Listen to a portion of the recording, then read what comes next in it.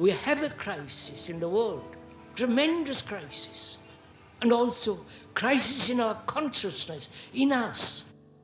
I see the urgency of change, radical revolution, mutation in the mind. I see it. It is necessary. There is complete quietness of the mind, and that which is silent has vast space. Only then that which is nameless comes into being. This is Urgency of Change, the Krishnamurti podcast.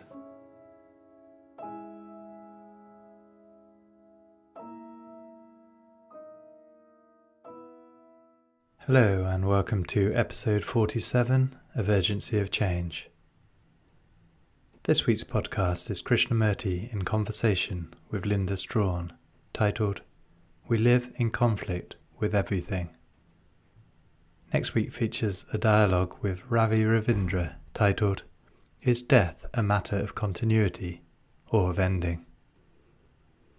This is a podcast from Krishnamurti Foundation Trust. For more information about our activities and programs, such as our volunteer program at Brockwood Park in the UK, we are online at kfoundation.org. You can also find our daily quotes and videos on Instagram and Facebook at Krishnamurti Foundation Trust. Linda Strawn was a presenter at Pacifica Radio. This conversation with Krishnamurti was recorded in Ojai, California in 1984. Topics include: is it possible to look at the external and internal simultaneously? Why does the brain immediately create images when meeting someone? Is there security psychologically? Is it possible to uncondition the brain? As long as you are conditioned, do what you will outwardly, nothing is going to change man. I see that nationalism is a danger, so I move away from that danger. Our brains are occupied all the time, and so our energy is limited. If you change deeply, profoundly, it affects the consciousness of man. Psychologically, do not depend on anybody. Is it possible to see, to observe, inside and outside, simultaneously? If you are on the outside and the inside. Why do you ask that question? It is something which stays with me. All right, wait a minute, let's look at it. Is it possible, you are asking, is it possible to look the outer, the external, and the inside at the same moment, simultaneously? Yes. Now, before I answer that question, I don't quite know what you mean the outer and the inner. You may mean one thing and I may translate that into something else. So we'll be not answering each other. So I must be clear what you mean by the outer.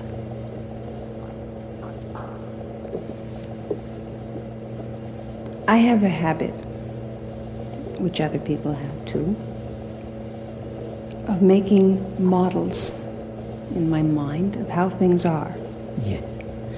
So, I understand.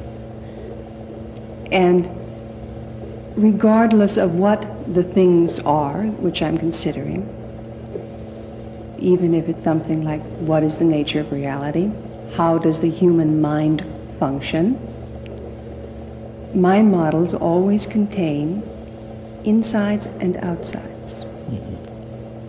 Frequently nests, like Chinese boxes, micro, macro, on ad infinitum.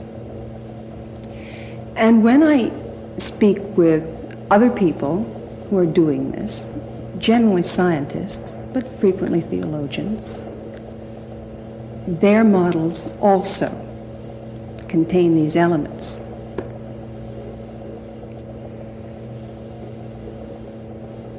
So when people ask me what I am interested in and what I am trying to do, just a man I might meet who says, oh, you do radio programs, what is it? If I like him well enough, I tell him I try to see the inside and the outside at the same time.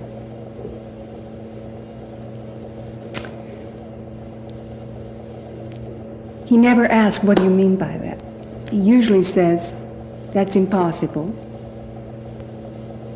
Or shrugs. Right. You know. I think that model making is a useless, but ultimately useless, but very worthwhile thing to do. Yeah, I understand now. May I use the word image instead of the model? Okay. Would that convey? If it's understood that the image is a complex image, Yes. rather than a single. Yes. I meet you, and looking at you, like, dislike, color, this, that, I make an image about you. That image may vary from time to time, become more and more complex, but it's still a pattern, a mold, a picture, right? And you also make a picture of me, mold, image. Yes. That image contains both the outer and the inner. Does my image of you contain? No, the image I make of you, and you make an image of me, that image contains the outer and the inner. Right? I'm not sure. Which means I've showed you.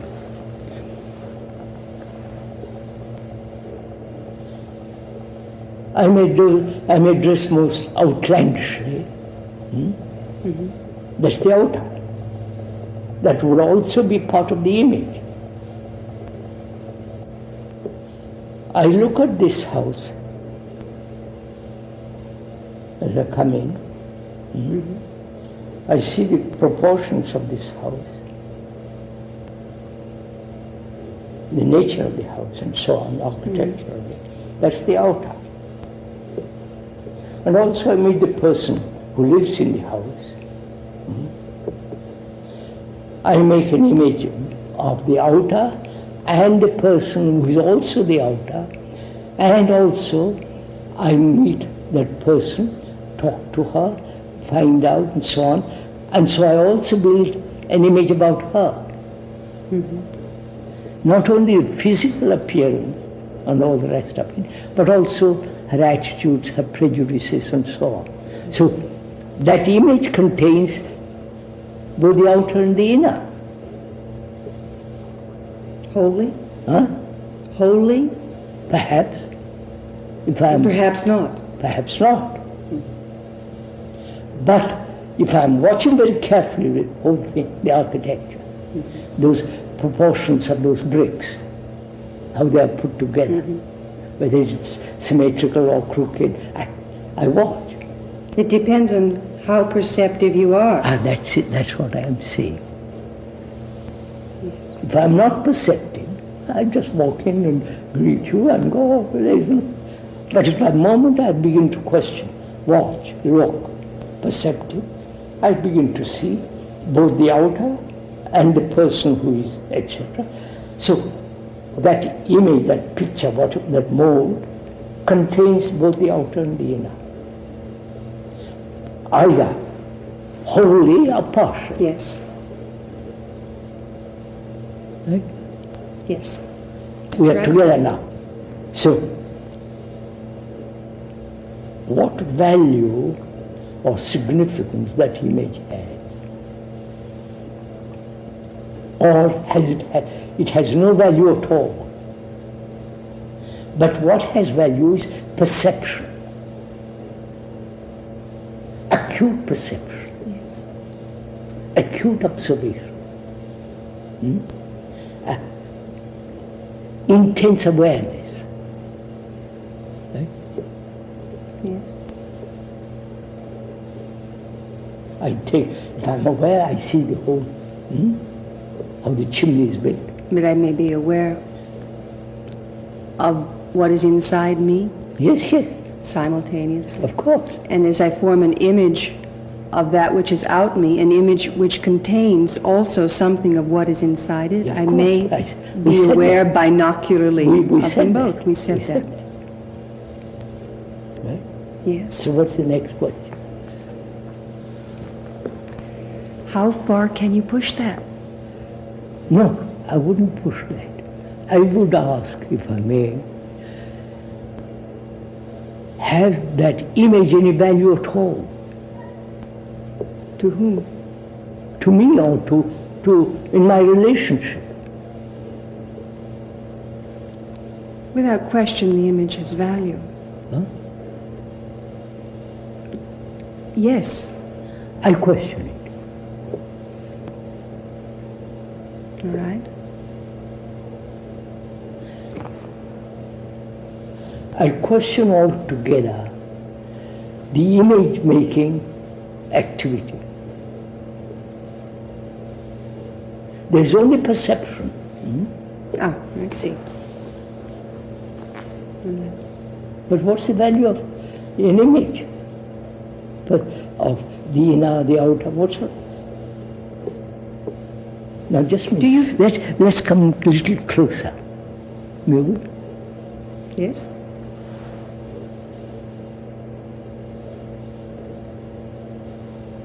Suppose I'm a visitor to America. I have looked at all the things that are happening. I form an image about the people, image about the Americans. Right? That image is going to prevent me from really looking at America. Yes, I understand what you're saying. So why should I create an image? Why should you keep the image you create? How can you help him creating an image in the moment? That's what I'm asking you. I think you cannot help but create it in the moment, and Wait. Don't say you cannot help. I create an image if I'm married about my wife. And she creates an image about me.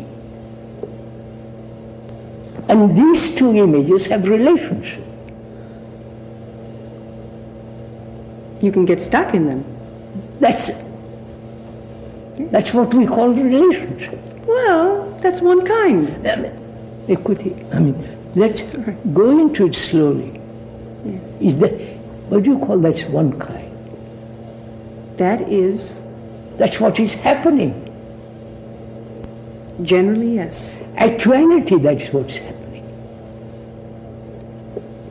One can imagine an ideal. And then such imagination has no significance.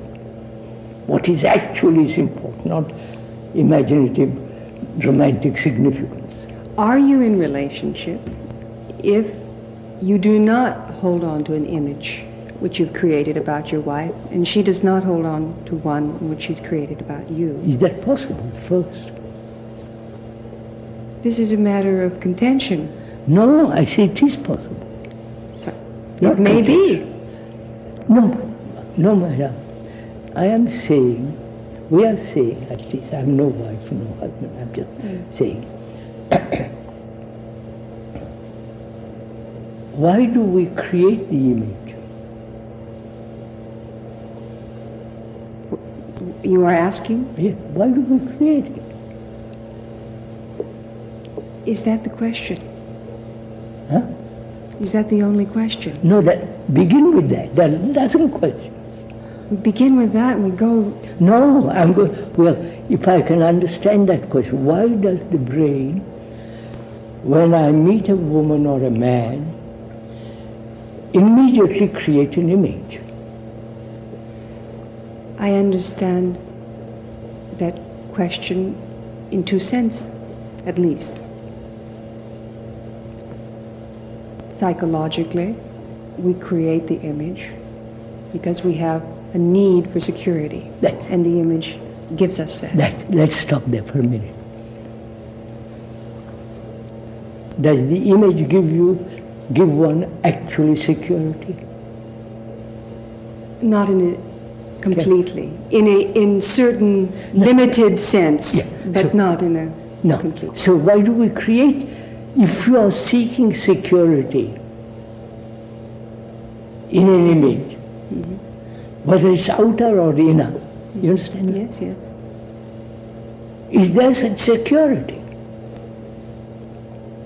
If one seeks deep security, no. No, madam. Listen a little more. Is there security in the images that thought has created? Is there security in the images that thought has created?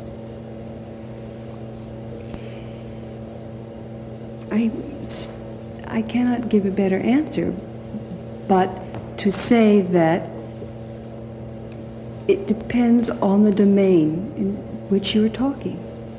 At any domain, any level, any realm. Then, and I know you will challenge this, I would say yes. And I would say yes only because of the second answer to your original question. Is there, or why does the mind create these images? And my second answer, which was not the psychological answer, but the physical one. And we are embedded in physical bodies. Of course. And part of our mind resonates to the fact that we are embedded in physical bodies and in matter. Why do you use embedded? I could choose another word. Embedded means you're captured. To a degree we are captured, yes. To an important degree. By matter, yes. We're creatures of matter as well as spirit. I'm imprisoned in my body?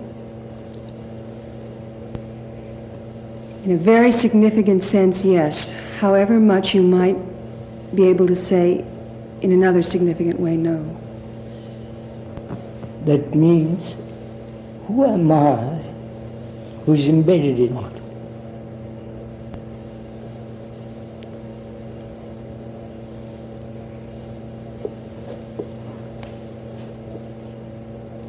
If I answer that question, I'm afraid we won't return.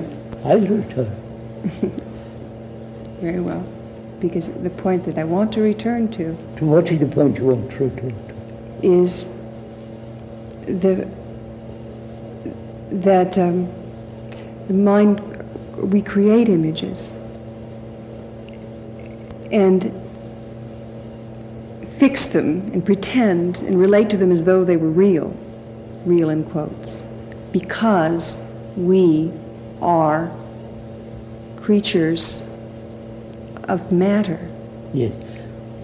Our brain is matter, physical is matter, thinking is matter. And matter tries to reproduce itself, so to speak. Yes. It mirrors itself in the images we create. We think it lasts because we have the feeling that our bodies, they are like our bodies. No, we also say putting together a picture, an image, a model, a structure, gives us a sense of security. Exactly. Yes. We both see that. Yes. I'm asking a question, does it? We think it does. Yes. And I answer. But you indicate no. Please. That it is an illusory sense of security. That's all. In the deep sense, it is not security. So, please listen. So you have to ask a much deeper question. Is there security at all? In what? There is security in having a house and so on, food, clothes and so on. These are the limited domains in which I was referring. Now, if I want to find out, inquire more deeply, is there really security? Psychologically, inwardly. I can have security by having a house, clothes, that's Right. But In inwardly, sense. is there such thing as security? No. I would say... Wait, and ask, why do you say that so quickly? You understand what I'm saying? Look, please go into the cafe. Man wants security. Human beings want security. A house and also inward. And he's searched for thousands of years, not just this minute. And not finding it quite rather doubtful, then he projects something which he hopes will give him security. God, this, that, and the other. Right? But he never asks, is there security at all? Just don't answer it. You might say, well, I might say, yes, there is an absolute security. Not in the search to find security, But in the freedom to throw the search away? huh? The one I could have. To take in the freedom to be without it? Now, would you let me help? You said there is no security a few seconds ago, deeply. What made you say that?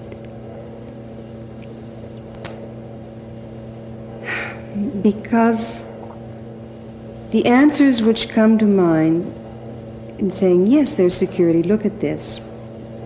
One by one can peel them away. Yes. And you keep peeling and peeling. And finally you come to conclude, see that there is no security.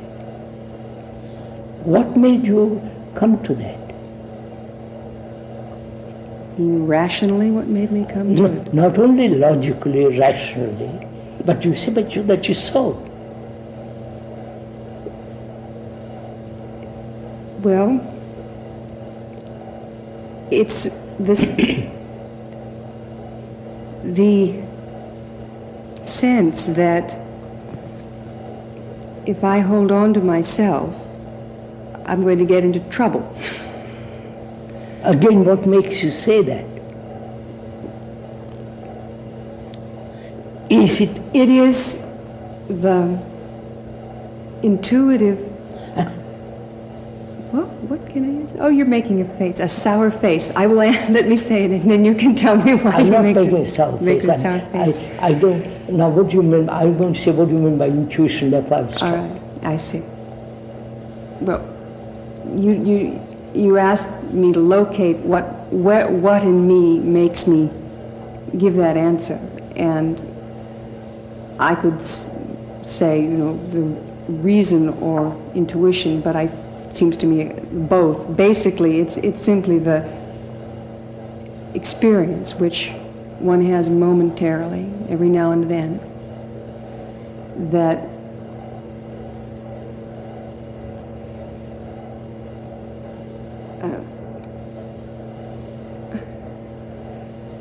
and sometimes the observation as well, which is an easier way to answer. Let me go at it this way, because this is a verbal way.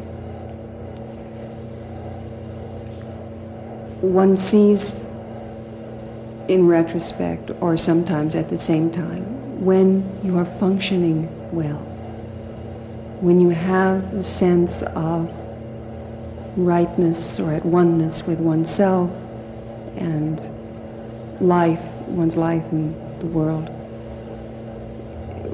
all the various names it goes by, being in tune. Would you use the word when you said peel off?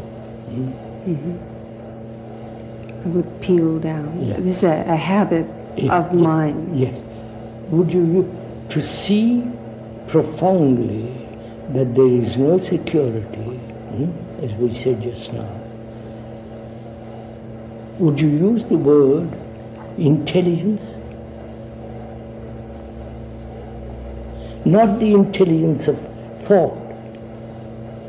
Not the sort of gnosis. Huh?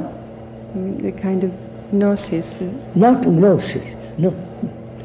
Just stick to simple words.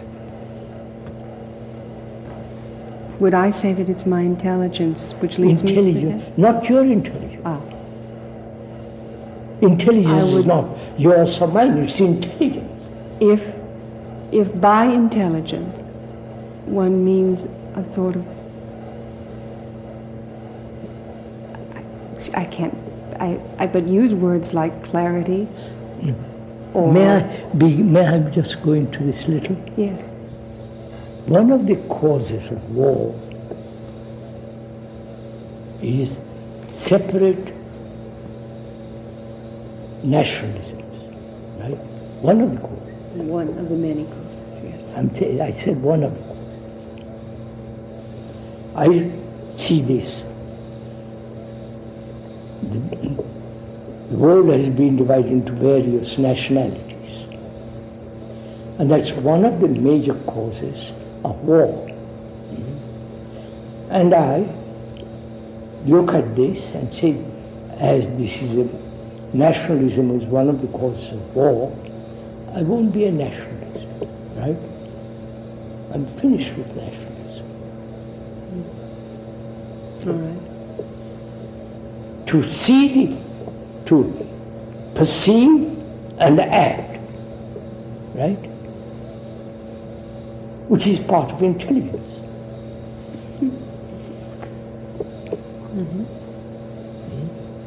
And I see how religions have divided people throughout the world. Perceive and act. Therefore, not belong to any religion, which doesn't mean I'm not religious. So I put away all the religions established by man. So I begin then, say, what is religion? So I begin to inquire. You follow? So this whole process of seeing the false and moving away from the false, as you call it, peeling it off, that is part of intelligence. Rational, reasonable, sane, and I said this is silly.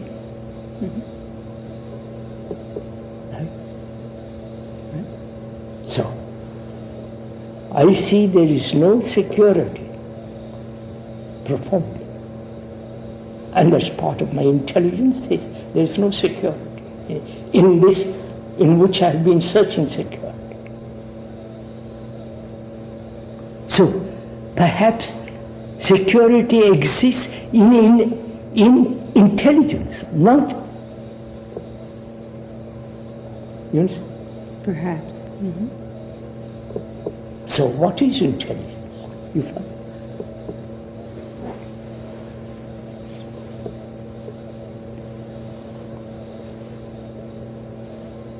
What to you is intelligence?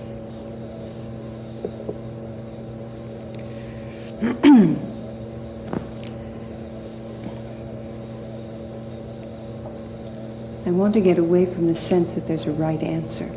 I don't want right answer. Let's push it aside. Let's look at it. Let's perceive what is intelligence in human beings. What is seeing intelligence? Things as they are. Huh? Seeing things as they are. Which means what? To see things as they are requires... Truly. Huh? As they are truly. As they are truly requires no prejudice. No opinion. Yes. Although, no bias. Yes. That is an ideal model.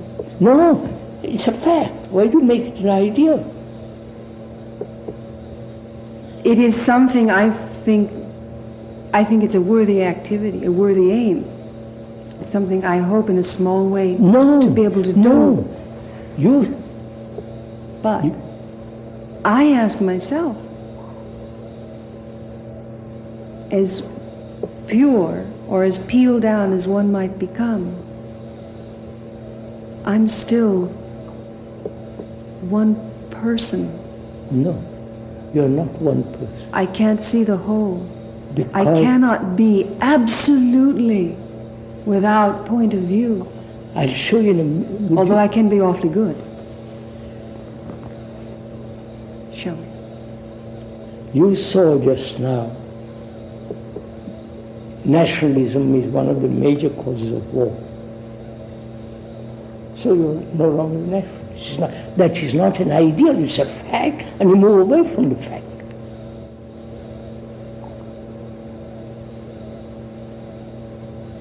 It's one layer gone. No, look at it.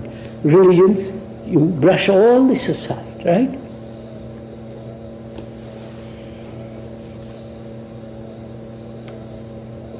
The meaning of the word intelligence comes from Latin, and so I will go into it. Means to read between the lines, to gather information, and to observe without any direction, without any deviation, just observation, perception. That's not an ideal.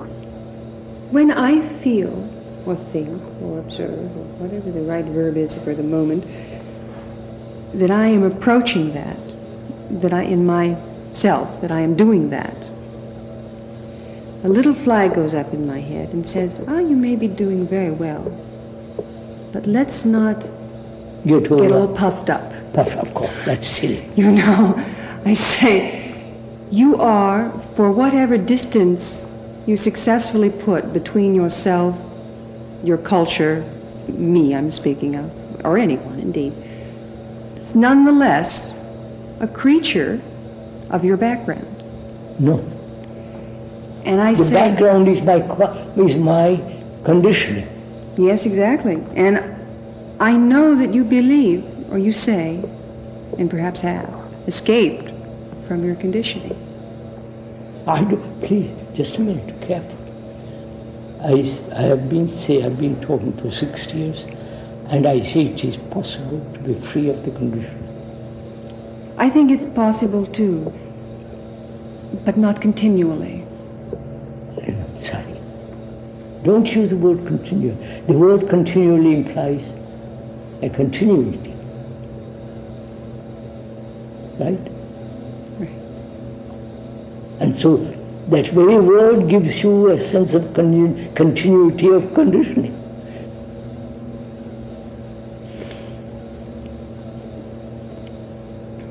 Well, I don't know.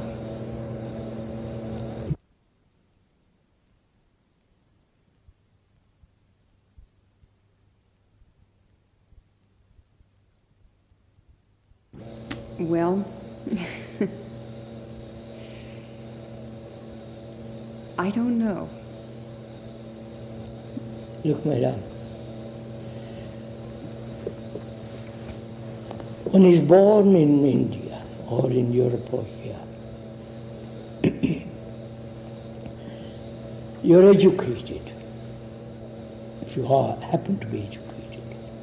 Your education is conditioning you, right? Your religion is conditioning you. Your society is conditioning you. And your own experience, incidents, memories, and so on, is also conditioning you. Right. You are the conditioned.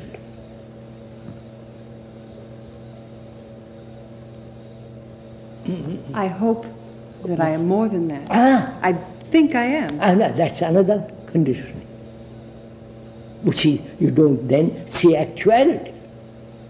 When you say, I am more than that, that's what all people say. Although I think that I am embedded in my conditioning as I am embedded in my body. So, who is I, who is embedded, as you say, in the body and in the conditioning? I is the perceiver. Huh? The person. The perceiver. The perceiver. Who is the perceiver?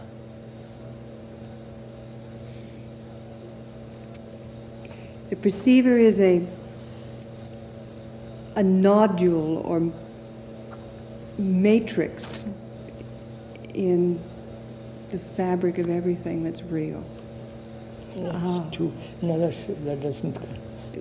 What is the perceiver? Just begin. Don't you see your nodule? You go off. I'm a very simple man. Suppose you tell me, what is the perceiver?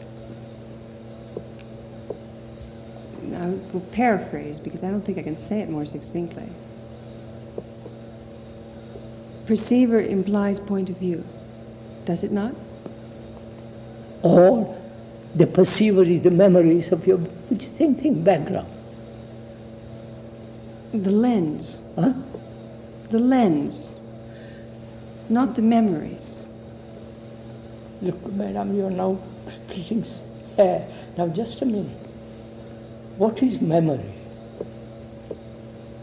Aren't you entirely a bundle of memory? Aren't you a bundle of memory? Let's leave out entire. Aren't you a bundle of memory? Certainly. Huh? Certainly. Right? Now what is memory?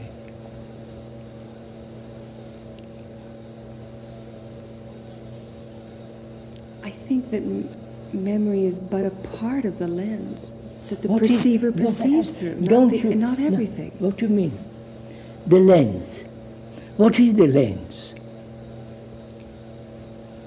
The camera that has lens through which you're looking?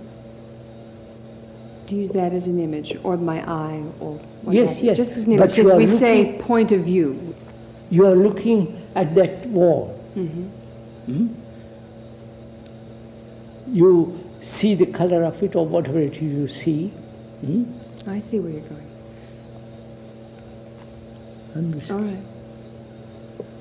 So, unless you are free of memory, concepts, ideals, and projections, you can't see the thing as is.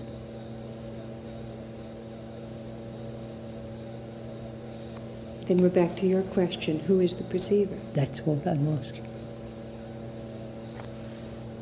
Your view, you say you are looking through the lens. And I am asking you, who is the you? Well, I first said, and I don't express myself so well. I'm not used to expressing myself along these lines. But Question anybody, not along this kind, question it anyway. That's all right. This is... I first said that the perceiver was a nodular matrix in a fabric. In a fabric, all right. And then I said a lens, meaning, those are just figures of speech, meaning them interchangeably. Yes. Could also say, perhaps, that one's memories are they totally, or perhaps just to a large part, the makeup of that lens or that person, nodule. Of that person.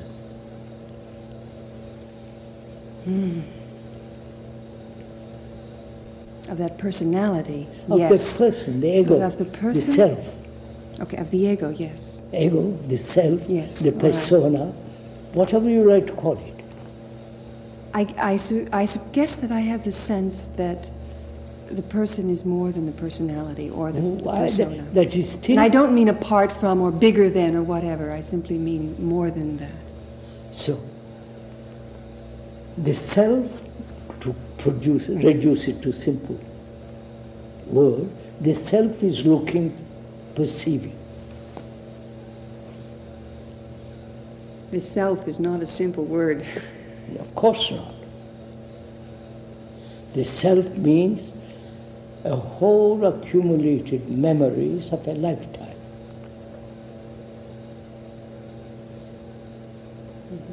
Right? All right. Do you really see that, or just agree with it? No, you're right. I am at the moment just agreeing with it to see whether I really agree with it or not. No, then I can't go further. If you merely agree that you're born in Europe, in Germany or Italy or France or England. There are certain traditions, certain superstitions, the religious conditioning, the linguistic shades, and the environment.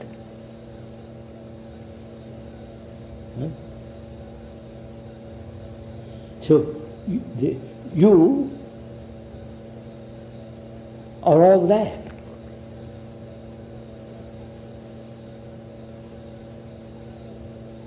Yes. That means you are this whole the consciousness, right? Yes. Of reactions, biological, physical reactions, beliefs, faith, loneliness, despair, blah, blah, all that. Sorrow, pain, depression, fear. I'm depressed, I'm happy, I believe in God, I don't believe in... You follow? You are that. Agree? That's a fact. Yes, surely. In that, you can invent super consciousness, higher consciousness, lower consciousness. It will be consciousness still. Is that all I am? Aren't you? Is that the sum total? Aren't you? Is there more? Well, I don't know. I'm first. Do you think? If you say there is more, you are still part of that conditioning. The more means measurement.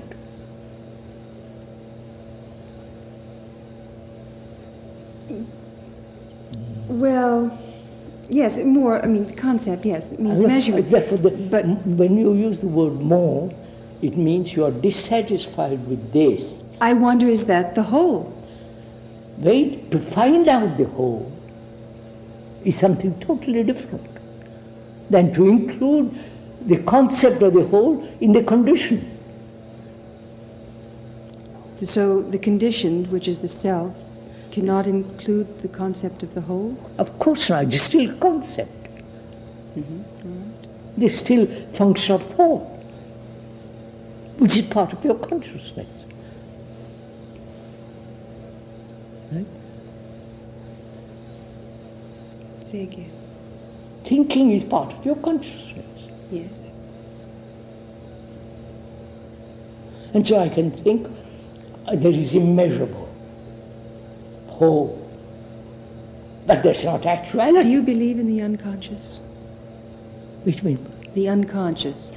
I would say consciousness contains all the unconscious, superconscious, or whatever.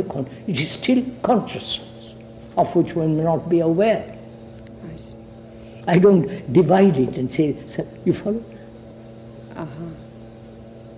So that which, say, psychiatrists refer to as the unconscious, you would simply call conscious.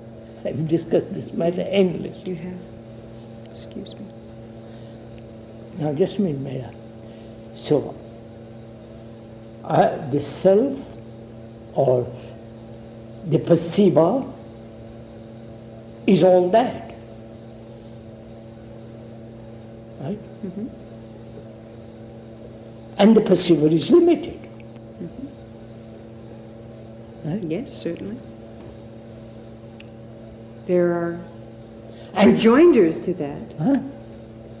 People say, individuals, and certainly religions,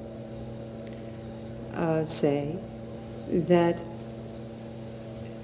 a portion that in some sense the limited perceiver or the conditioned self also participates, or is tangential in some sense to whatever you call it, God or a higher self. I know this is said by every person throughout the world. That's true. It is said. I question. How can the limited, you understand? Mm-hmm. But you can imagine, it can be romantic, it can feel, my God, I'm delighted. All superstition, like illusion. So you cannot there is nothing in you or me or whoever that is capable of experiencing something greater than itself. Something which is not limited. Something which is not limited. Therefore, there must be freedom from the limitation. I see. So one must become unconditioned before you can experience that. Of course, I see. And I say that's possible. And it is possible. Absolutely. But here we come back. I don't know what to say now, except Huh? I cannot say continually because we put that word aside. The moment you put continually. So, what can I say? I suppose. No. But my question then is it really possible to uncondition the brain? Uncondition, if you don't like to use the word, uncondition ourselves from all this. Question. Does, in your opinion, technology and communication technology participate in the answer to that question? You mean the computer? No, I mean, well, the computer is a part of the communication technology. I mean the radio, I mean the television, I mean... What's the question? I don't quite understand. You asked, the question you just asked, how did you phrase it? Is it possible to become unconditioned? That's all. Yes. So, I say, is it possible that the communication technology may be instrumental in our becoming unconditioned? Does, in your opinion, technology and communication technology participate in the answer to that question? You mean the computer? No, I mean, well, the computer is a part of the communication technology. I mean the radio, I mean the television, I mean... What's the question? I don't quite understand. You asked, the question you just asked, how did you phrase it? Is it possible to become unconditioned? That's all. Yes. So, I say, is it possible that the communication technology may be instrumental in our becoming unconditioned? How can it? I don't know, can it? I doubt it. I question it. You're familiar with the very popular ideas now, the communications technology bringing the world into a oneness. Words are used and phrases, popular phrases. I know. I know. But is that, are we all, how can it all communicate, bring us all together? Well, for example, one of the images which is frequently used is global village. Another image which I think will have more and more currency is the organic one. People talk of Gaia or Earth as our mother, and that the communications technologies are extensions of our nervous system. I understand all that. The earth is our mother. And that through these technologies, we are coming into Closer, touch yeah. with our oneness as an organism, as a part of our mother's body. You're familiar with this. Is very popular now. Madam, this is as old as the hills. I have no trouble believing it, but it is having a resurgence This of is as popularity. old as the hills. That the earth is our mother. Mm-hmm. That we are one. Yes. That there is but with all that is just lovely theory, lovely romantic hope. It is but very romantic. actually we are not. We Deal with limited and deal with actuality, not with suppositions. Mm-hmm. We are destroying each other. I can't deny that. Therefore, what's the good of all mother talking about Mother Earth? Is it just wishful thinking, you think? Of course, it has no meaning. When I'm killing you, what is the meaning about it?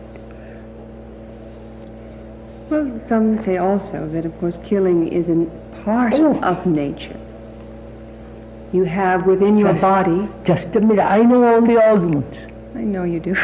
I wish I could think. Sure you do. We can begin from the lowest. The small thing is eaten by the bigger. Yes. The bigger is eaten by the still bigger, It's and more so of on, your so on, inside, so on. outside, macro, Yes, micro. all that. Till we reach man. Right. Man is supposed to be the greatest enemy, the greatest killer. But that whole history, that whole evolution recapitulated in our own body. Our immune cells kill cells with other cells which threaten the whole... All right, I know all that. So after thousands of years of evolution, we haven't even learned the sense, common sense, to live on this earth without killing each other. I know all the arguments. The argument is that is a reflection of nature and that is the way things are. Look, that's the reflection of nature. We are killing nature. But that nature, part of nature is killing. So of course, a tree, a small tree and a great forest has no chance because there is no light. Tiger kills the deer. But why should we kill each other? Are we not a part of nature? Oh yes, but not that kind of. We are supposed to be a little more awake, a little more intelligent, a little more affection, kindliness, generosity, love. It could be said that that's romantic. Huh? It could be said that that is romantic. Which love? What you present, that we are apart from and in some No, way I don't say that. better than nature. No, of course That we we are. shouldn't be killing. What? That we should be above this or apart from this. No, I say, please. Part of us is nature. We have evolved from the sea and so on for 40, 50,000 years, or 2 million years, right? We have had tremendous experience of killing each other. And for thousands of years more, we have been killing each other. Right? And we say, yes, why not? It's nature. Right? Where does love come into all this?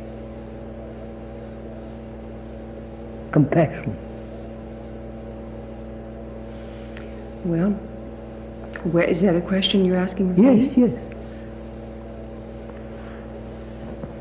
It seems to be mixed up in it pretty heavily. What? Love mixed up very heavily in killing, you killing me? In the What are you sense, talking about? mixed up in the sense that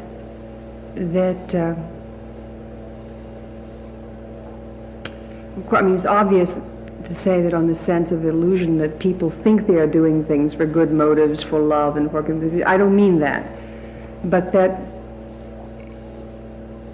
it's a part of a duality which is Inherent.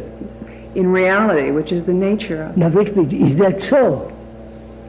Well, that's a good question. If we did not have love or compassion, we were not capable of those. We haven't got it. We have pretensions towards it. Madam, don't say pretentious. I pretend to love my wife. Yearnings for it. Huh? Yearning for it when I haven't got it? Yearning for it may be illusion. That's true.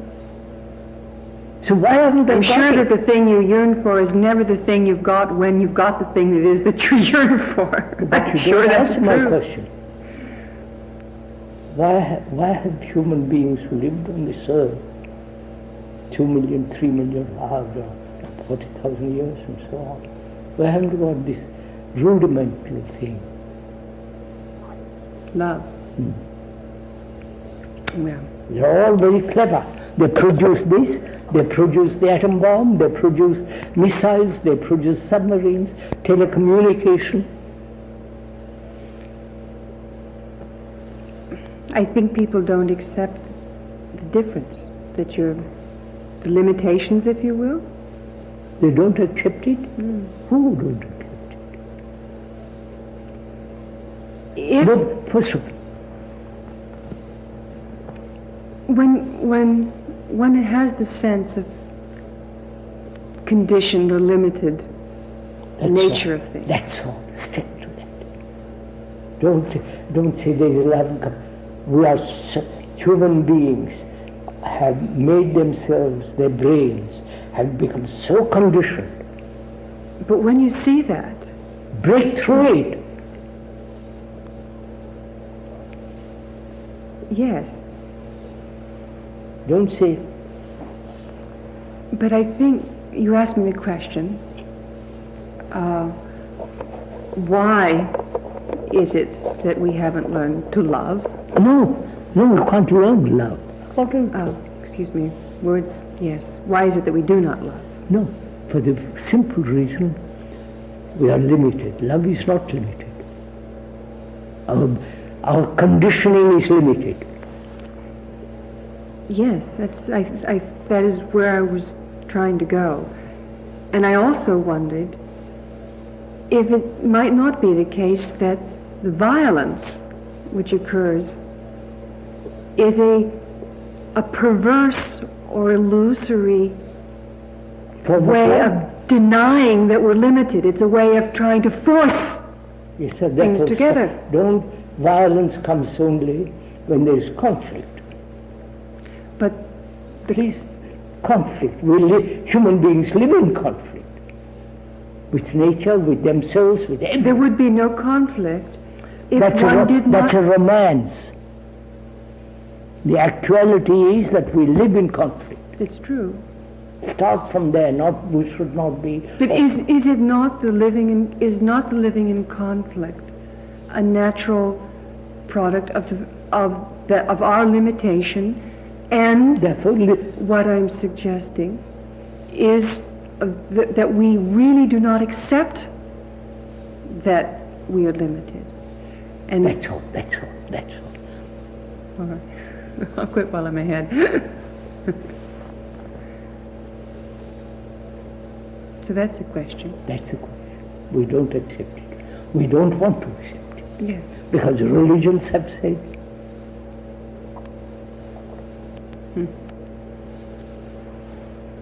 So we are programmed, as a computer is programmed, we are programmed to be limited. That's true. That's all.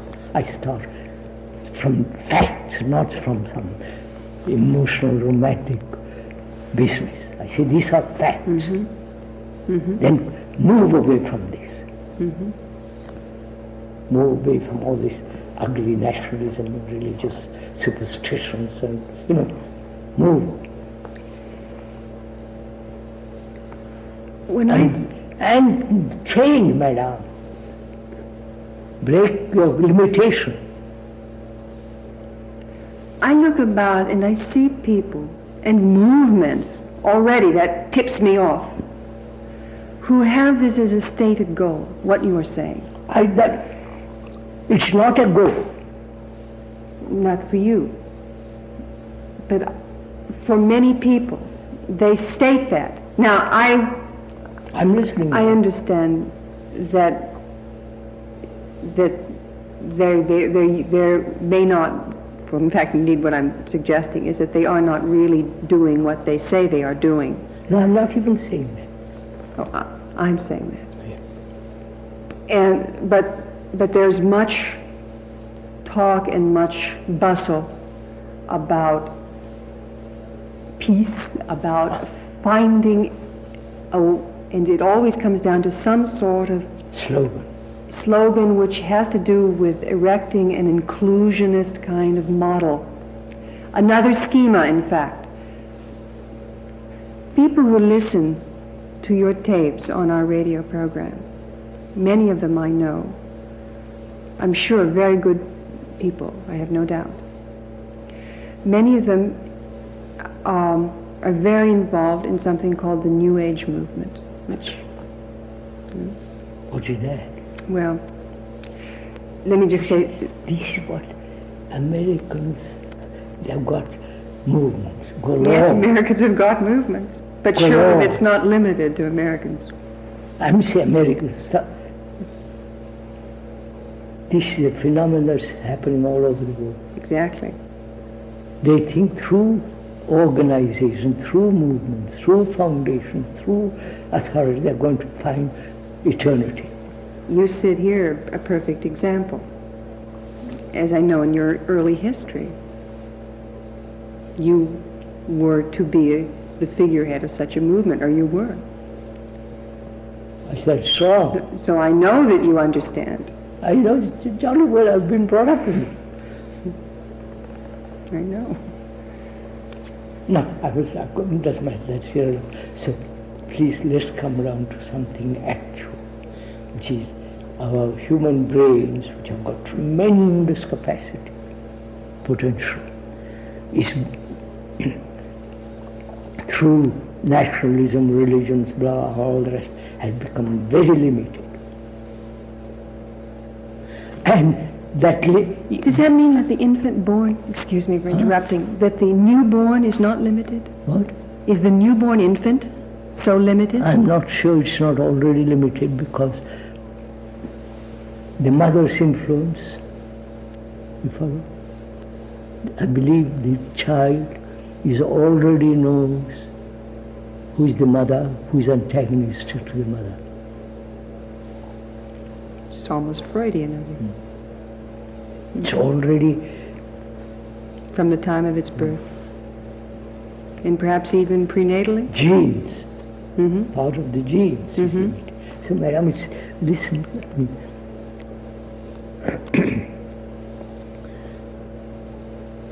Out of our limitation, we are doing great deal of mischief, right? Organization, what do you call this thing? Well...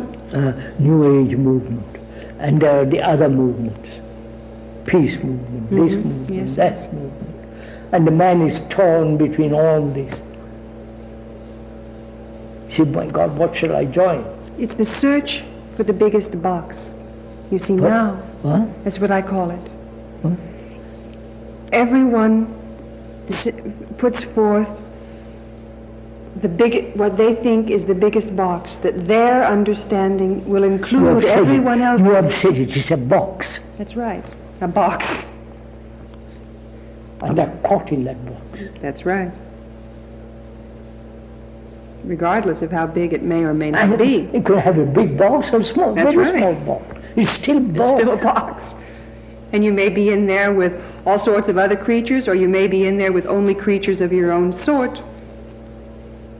Ram, I've seen this for You're the creatures last of the box. 60 years, 80 years.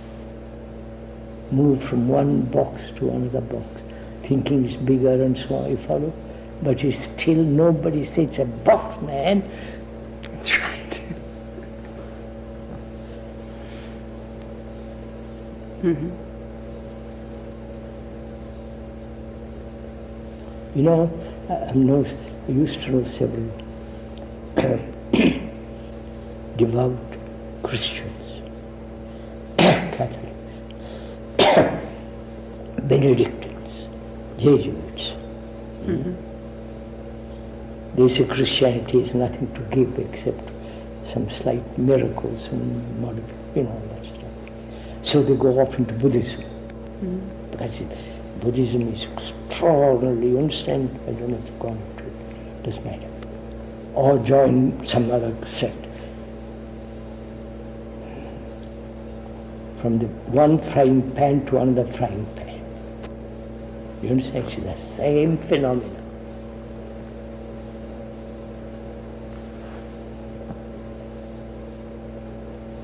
So we are saying your brain is conditioned. As long as that conditioning, your consciousness is conditioned, as long as that conditioning exists, you can join 1,000 boxes, 1,000 societies, you'll still be conditioned. The Buddhists talk a great deal about unconditioned. I don't know what they talk about. I discussed with prominent Buddhists in India. You know, top. They conditioning is different meaning to them. Mm-hmm. Madam, I don't read books, I don't read any of these things, thank God. But I've met hundreds of people, discussed with them. So I'm saying, as long as you are conditioned to do what you will from the outside, nothing is going to change back.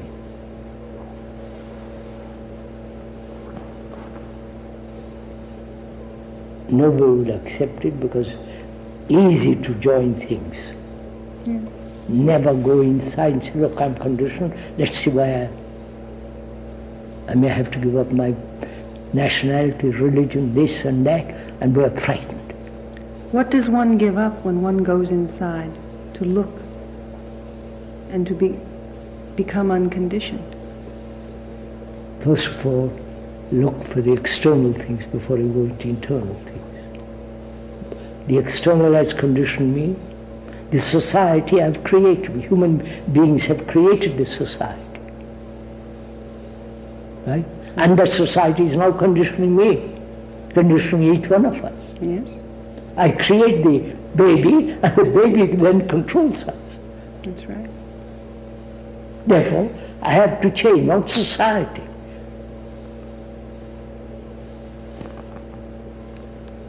What do you give up when you change? Nothing. If you give up something because of something, you are not giving up. Is it nothing of importance or nothing at all? Yes, there are certain things that are utterly important. That you give up? There's nothing to give up. What am I giving up? My memories? I wonder. No, the word giving up to me has no meaning. I don't give up. When I see a cobra, I see a dangerous animal, I don't give up, I move away. Is it true that every gain is achieved at a cost? That for everything one gains, one makes a sacrifice. Is that true? No. I don't know what are you gaining? What I'm getting at is, I think, if you live this life, the life that you've lived, it's very rigorous standard. Not standard. It's a fact. Facts. This is very rigorous. Of course it is. Yes. And that's good. I mean, that's good. No, it means you have to be terribly honest. Terribly. And no Ruthless. illusions. Ruthless. Huh? Ruthless. You must be ruthless No, I with don't use yourself. Look, madam, just listen to what I'm saying. When you see a precipice and you move away, is that rigorous? And you move. When you see a precipice, dangerous precipice, and you walk away from it, is that sacrifice? My sense in what you're talking about is that you're talking about that you live on the precipice? No.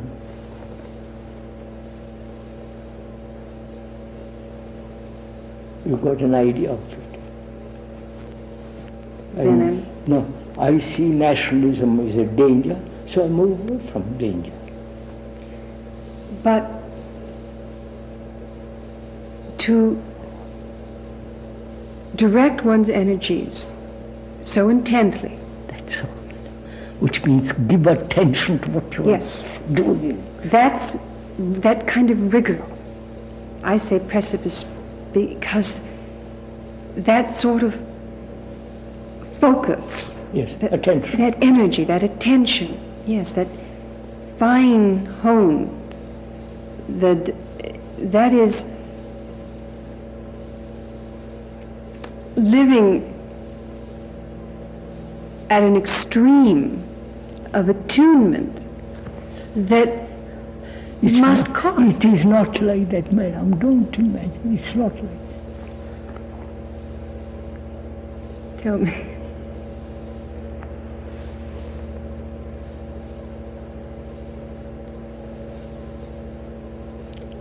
Now just a minute. Our brains are occupied. Just follow it for 2 minutes. Our brains are always occupied with something or other. Chatter. Right? Chattering, reading, looking at. Our brains are occupied all the time. Right? Right. And therefore, our energy is very, very limited. Yes? Yes. Right? An unoccupied brain,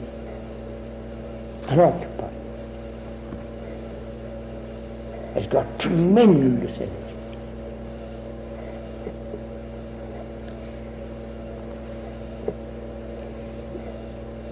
May I excuse me if this question is... Please say anything you like. Thank you. What I wonder is from what I've been given to understand. I don't wish to offend.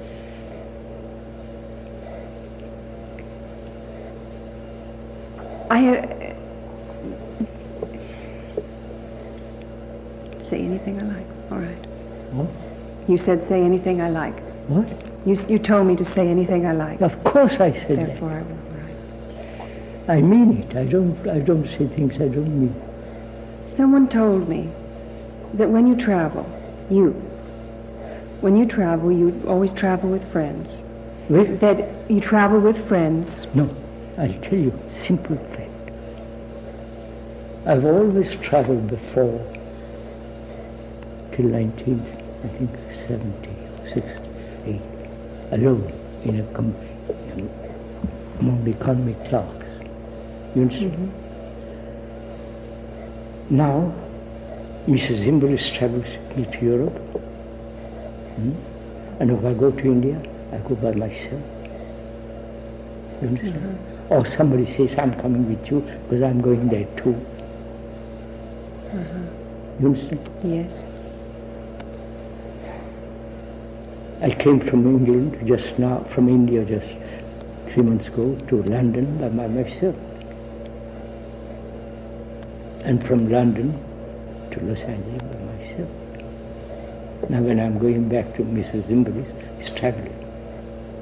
So you're anticipating my question and answering no.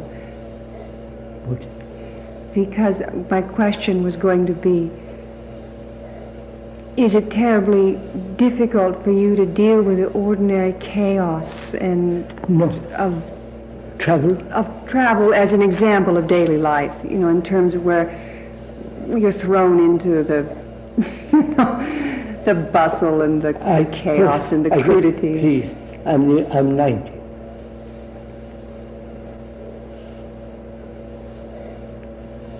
I've lived a great deal by myself in my life.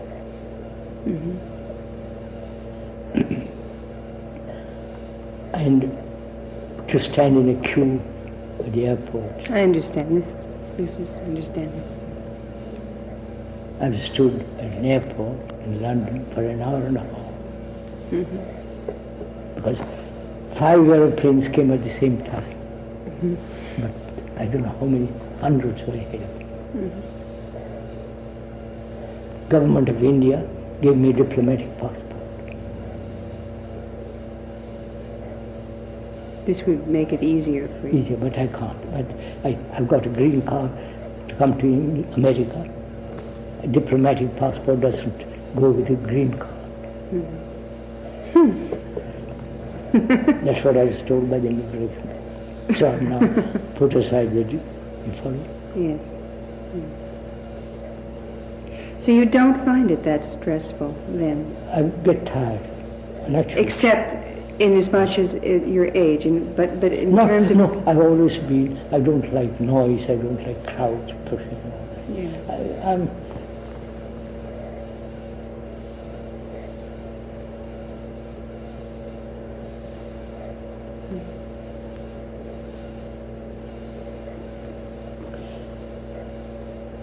generally, please, I don't like to talk about myself because it's not very important. Though it is of interest to people. Go and listen to a cinema star. I have no wish to intrude. What? I have no wish to intrude. No, you can intrude as much as you. But to talk about yourself would be Little, but there's nothing much. Let me return then, if we may. Pardon? If I can return to the topic of the radio and communications. Yeah. When I brought up the notion that communications technologies are extending our awareness, which is the word that is very popular, as you know. And I use it in that popular sense, not in the sense that you talk about. You did not think that this was so.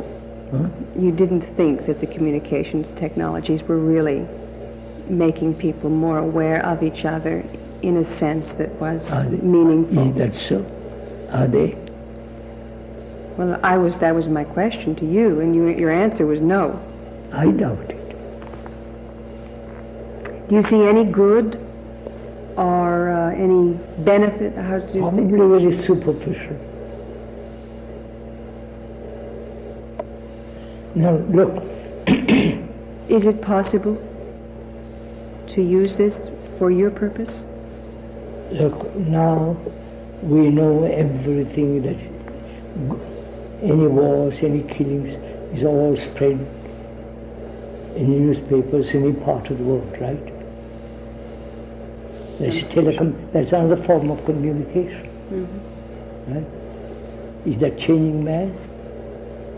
There's a war going on, terrible war in Lebanon, Iran and Iraq.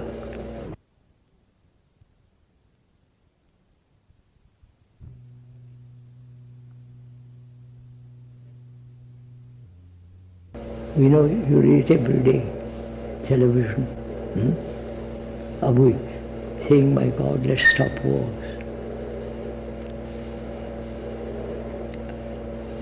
Well, I'll not answer for myself here because I'm speaking in the persona of a mass of people. I think my answer would be different. But in that persona, the answer would be yes. There is a huge movement, again that word. Another box. Yes, to stop wars. Which means what? It means, if I'm to speak in that persona, that it is possible. I'm not speaking for myself. And that is the belief, and it is a belief that it is possible, seems to be brought about by the intensity of the threat the nuclear threat is so great that I think people feel that it's like a body which is finally in such pain that no matter how much it resists, it can no longer resist going to the doctor. Now people feel so threatened by the nuclear prospect that we are put to it. Now we must go to the doctor. Now we must end war once and for all. This is the feeling. Look, it has been said at the First World War. The war to end all wars. That's it. This war, like the next war, is to end all wars. Do you know what ending war means? Tell me. A global outlook from the politicians, from everybody, a global outlook. And interrelationship, not my country economically, and so on. The whole thing has to change. Mm-hmm. Who is willing to do that? Really, really willing, I suspect no one. Many people, many organizations, and many nations say they are willing. Look, I talked to the United Nations, they invited me. Yeah. Organizations have not changed man.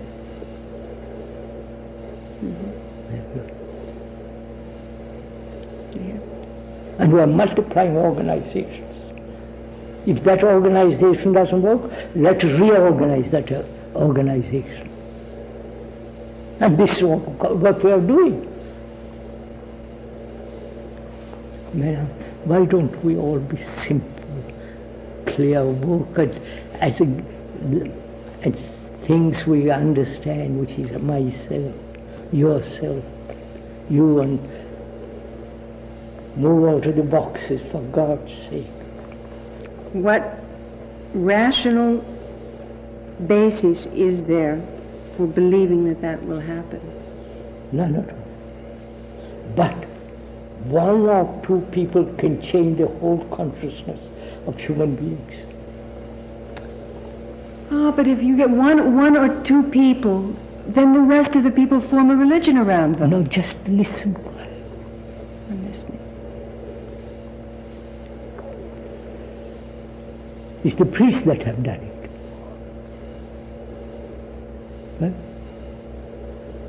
Right through. Not only, but yes. Because we want Yes, some. yes, exactly. They are acting on our behalf. So it's don't depend on spiritual authorities. Don't look for leaders. Change. Begin here, not out there. Couldn't agree more.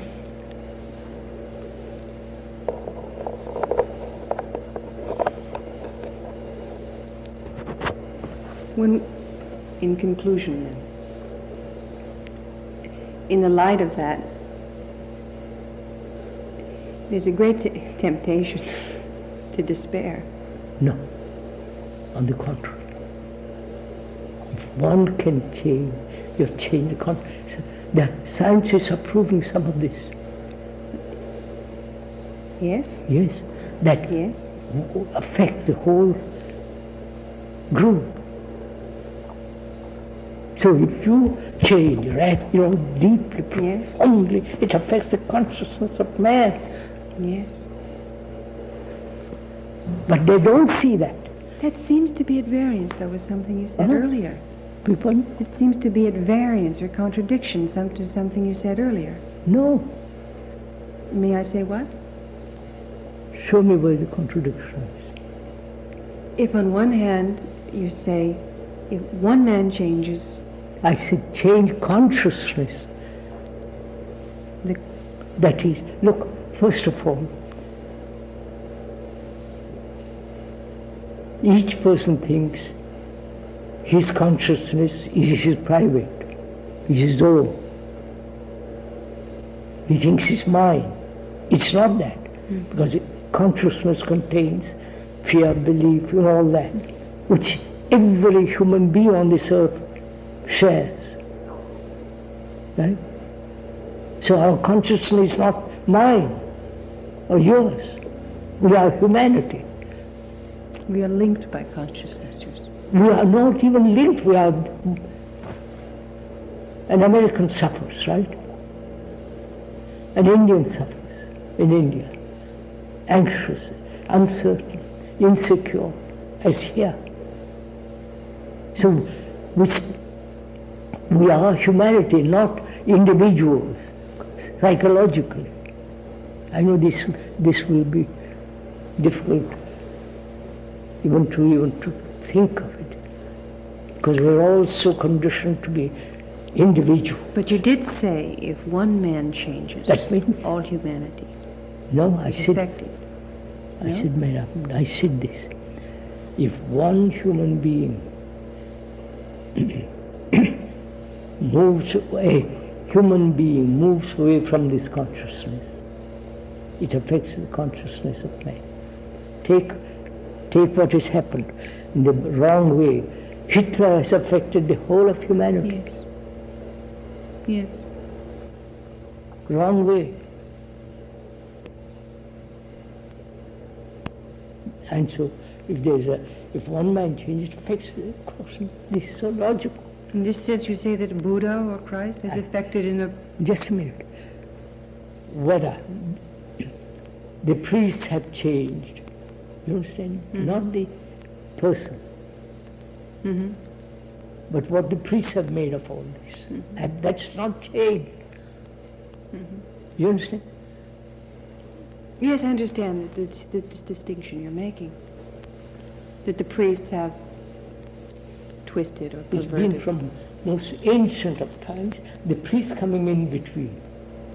But even so, even with the encumbrance made by the priests, you would still say, nonetheless, that a Christ or a Buddha has changed the consciousness of humanity in the preferred Changed direction? consciousness. If the priest hadn't interfered. Look now, be simple, I'll show you. I tell you something, right? Something that, and you listen, and you see truth, and you change, right? There's direct communication. Yes. But if there's a man there in between us, say, I'll tell you what he's talking about. He's interpreting and showing something. You follow? Yes, I follow. Therefore, there is no direct communication with truth. There's always somebody telling you what it is. You're talking, yes, about religions. I follow, I understand, and I agree. Therefore, psychologically, I'm saying, psychologically, don't depend on anybody. No problem. Psychologically, there is no authority in the spirit, in this world, including this psychiatry. That's true. And That's the best right. ones will tell you that. Huh? The best ones would say that. Remove from there. You're all shaped by experts. Mm-hmm. But you said that Hitler has profoundly affected the consciousness of... Yes, unfortunately. Yes, in a terrible direction. And I was asking, then would there not be men who have affected it? Yes, but as long as there was a direct communication, Yes. you understand. Look, Was Hitler's the direct communication? Would you consider his transmission direct without priests in the middle? Mm-hmm. I wonder if evil is more powerful in that way. According to Freud, wrote, I don't know how true this is, but I've been told, he studied Moses, you know, he wrote a book about Yes, it. he did. And he found Akhenaten at 13th, 14th century BC, 1400 BC. Mm-hmm. He wrote what is among Sermon on the Mount. Mm-hmm. And it's been transmitted, you follow? Mm-hmm. And what suppose what Christ says, if he existed at all, Jesus. I'm questioning your hope. You understand? If he existed, what has happened? This, what the church has done with it. Right? Where is the direct communication with that? So what you're saying is that Christ could not have affected anyone other than those few people with whom he interacted personally. Just a minute. There is the Buddha. There was a direct communication there with people, with one or two. Yes, right. As with They Christ. died. Yes. Before he died. Ananda died. No, Ananda was not. Oh, he wasn't. He doesn't. He wasn't. He was the Dhamm's pupil. He was very affectionate, loving, and all Right. that. But Sariputta, I don't know the two names. They saw what he was saying, and they died before he died, and it became a memory. You follow? Yes, I follow. But if the Buddha said this, what I said, and printed in black and white directly. But I'm trying to put that together with what you said earlier when you said that. Yes, and listen, that's a different thing. I'm listening. That's a different thing. About one man's changing, Yeah. being able to. You can see this. If Hitler in the wrong way did it, right? And I'm looking for an example of someone who in the right way did it. But you won't allow me Christ or Buddha. I don't say anything about that. I don't know. Can you give an example of someone who affected in the right way as Hitler did in the wrong way? Madam, nowadays, just me. I see why you're not doing that. Oh my God. But why the confidence to point out the evil? That be so. I'm only it's not confidence. If one man, I say one man can do mischief, Yes. or also one man can do good. That's all.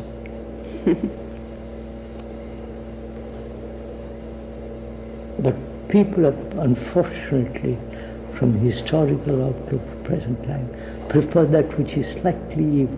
Yes, all right. And that brings us back to where I was a short time ago when I said I thought I had that there was a contradiction. There's no. In the sense that you stated that we haven't changed in all of our history. Who? Mankind. First of all, madam, suppose you, after 60 years, have taught and feel this, live that way. Who is going to listen to you? Listen, not merely with the ears, deeply. Very few, right? Right? Very, very, very few.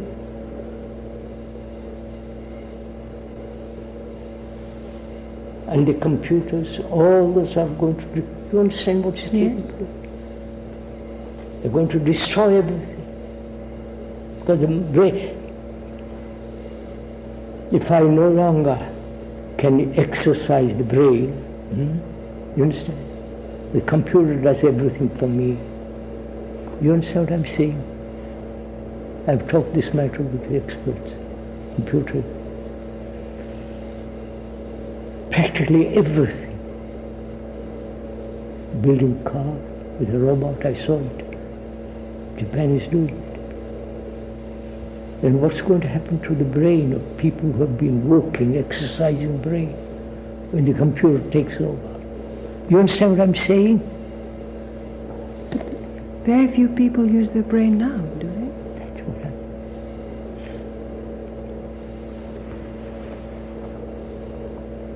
And you feel it will be worse then? Look at what is happening. The entertainment industry is tremendously strong. All this business of Olympics, sport, right? Tremendous entertainment. And the entertainment of religions. And poor man, he has leisure now, computer will give him leisure. And what will you do with his leisure? Might play on his computer. And go to football. I'm not depressed or anything, these are facts. It's happening under our nose. When I discuss this matter with computer experts, what's going to happen to our brain, they say it's not our business.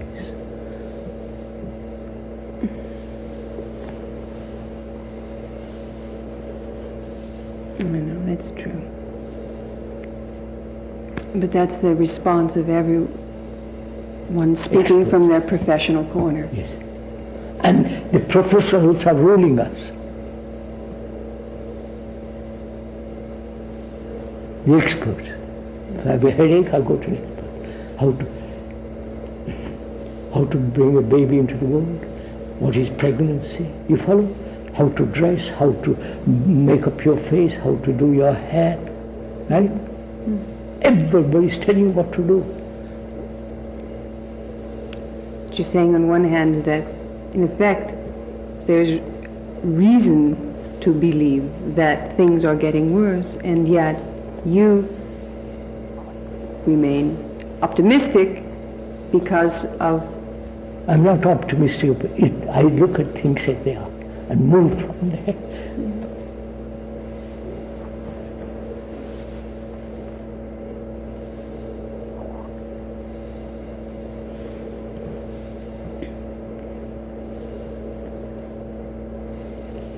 It's very painful to look at things as they are. Just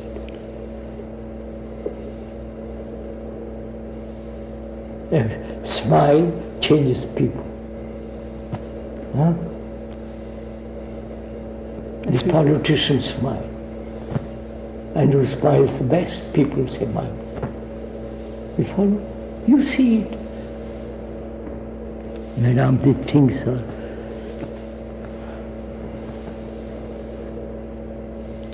Yet, on the other hand, one thinks that things really are as they have always been.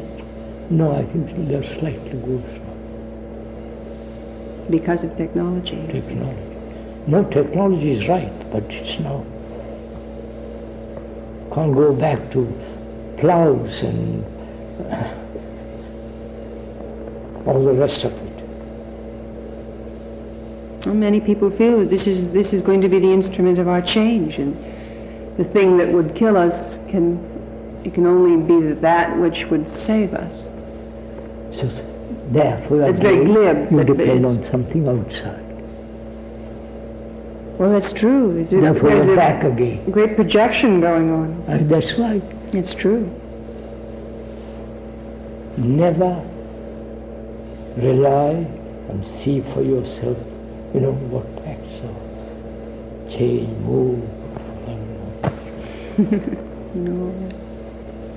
As soon as I leave, I will think of what I should have asked. And always.